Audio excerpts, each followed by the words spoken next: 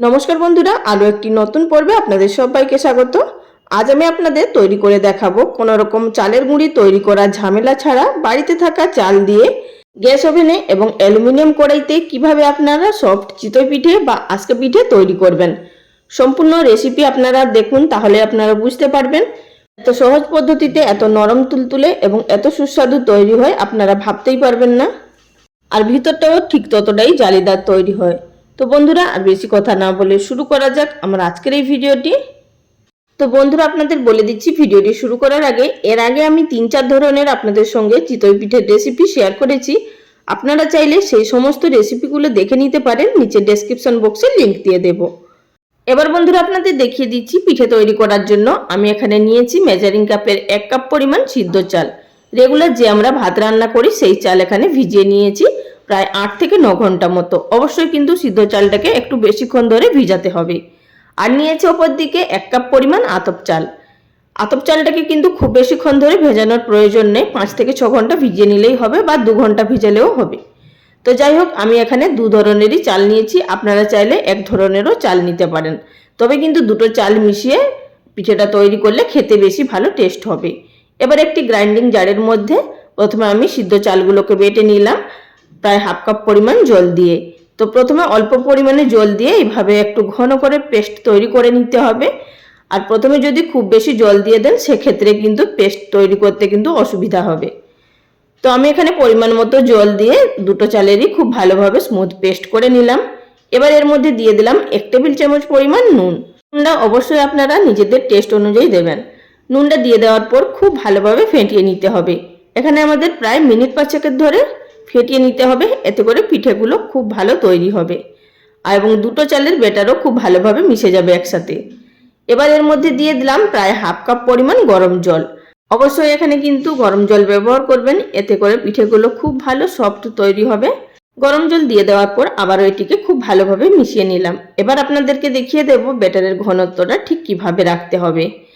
এখানে দেখুন ব্যাটারের ঘনত্বটা কিন্তু পাতলা রাখতে হবে, মানে খুব বেশি একদম গাঢ় নয়, আবার খুব বেশি জলের মতনও পাতলা নয়।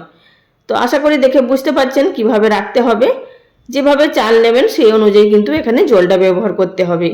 আর এখানে আমি 10 মিনিটের জন্য ঢাকা দিয়ে রেখে দিলাম। তো ফিরে এলাম 10 মিনিট পর। এবার ব্যাটারটা খুব ভালোভাবে রেস্ট হয়ে গেছে। আবার এটিকে একটু নাড়াচাড়া করে মিশিয়ে নেব। এবার বন্ধুরা, পিঠেগুলো তৈরি করার আগে আমি এখানে 1/2 টিস্পুন পরিমাণ ইনো ফ্রুট সল্ট ব্যবহার করছি। এতে করে পিঠেগুলো খুবই ভালোভাবে ফ্লাফি তৈরি হবে। আর আপনারা চাইলে এখানে 1/2 টিস্পুন পরিমাণ বেকিং পাউডার বা 1/4 টিস্পুন পরিমাণ বেকিং সোডাও ব্যবহার করতে পারেন।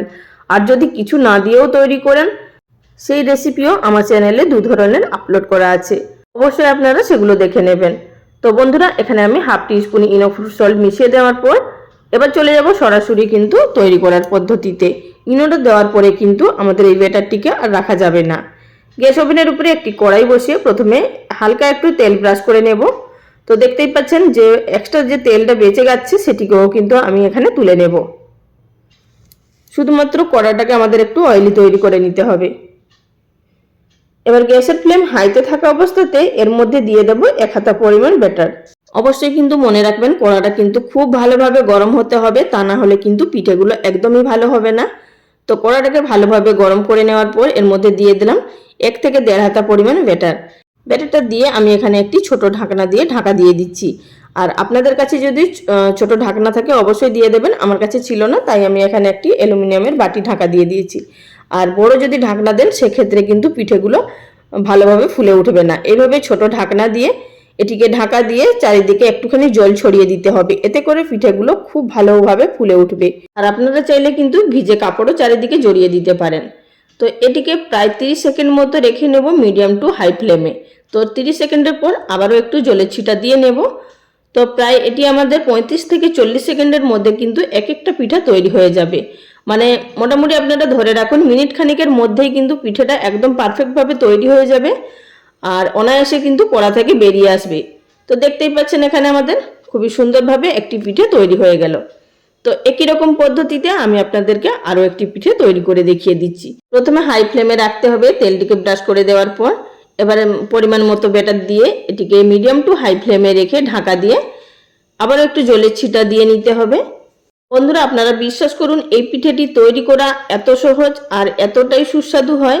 যাদের চিতই পিঠা তৈরি হয় না, তৈরি করতে গেলে শক্ত হয়ে যায় বা ছিদ্র হয় না বা শক্ত হয়ে যায়, অনেক কিছু অসুবিধা হয়, এইভাবে কিন্তু তৈরি করলে একটুও কিন্তু কোনো রকমভাবে অসুবিধা হবে না। আপনারা অবশ্যই একবার বাড়িতে তৈরি করবেন, তারপর আমাকে কমেন্ট করে জানাবেন আপনাদের কেমন হয়েছে। তো বন্ধুরা, আমি এখানে একই রকমভাবে সবগুলো পিঠে তৈরি করে নিলাম। তবে আমি এখানে কিছুটা পরিমাণ নিয়েছি, আরও কিন্তু অনেকগুলো পিঠে তৈরি হয়েছে। তো পিঠেগুলো দেখেই বুঝতে পারছেন পিঠেগুলো ঠিক কতটা ফুলেছে এবং কত সুন্দরভাবে তৈরি হয়েছে। আমি এখানে একটি থালার মধ্যে সার্ভ করে নিচ্ছি। এখানে আমি খেজুর গুড়ের সঙ্গে সার্ভ করেছি। আপনারা এখানে যে কোনো আপনাদের পছন্দ মতো তরকারি বা দুধ দিয়েও অবশ্যই কিন্তু খেতে পারেন। তো বন্ধুরা, এবার আমি আপনাদেরকে দেখিয়ে দিচ্ছি পিঠেগুলো ঠিক কতটা নরম হয়েছে এবং ভিতর থেকে ঠিক কতটা জালিদার এবং ফুলে উঠেছে। তো আশা করি পিঠেগুলো দেখেই বুঝতে পারছেন, আমার আর কোনো বলার অপেক্ষা নেই যে পিঠেগুলো কতটা ভালো হয়েছে। আর পিঠেগুলো কিন্তু পুড়েও যায়নি। তাহলে বন্ধুরা, ভিডিওটি কেমন লাগলো অবশ্যই লাইক কমেন্ট করে জানাবেন। আজ এই পর্যন্ত, সবাই ভালো থাকবেন। নমস্কার।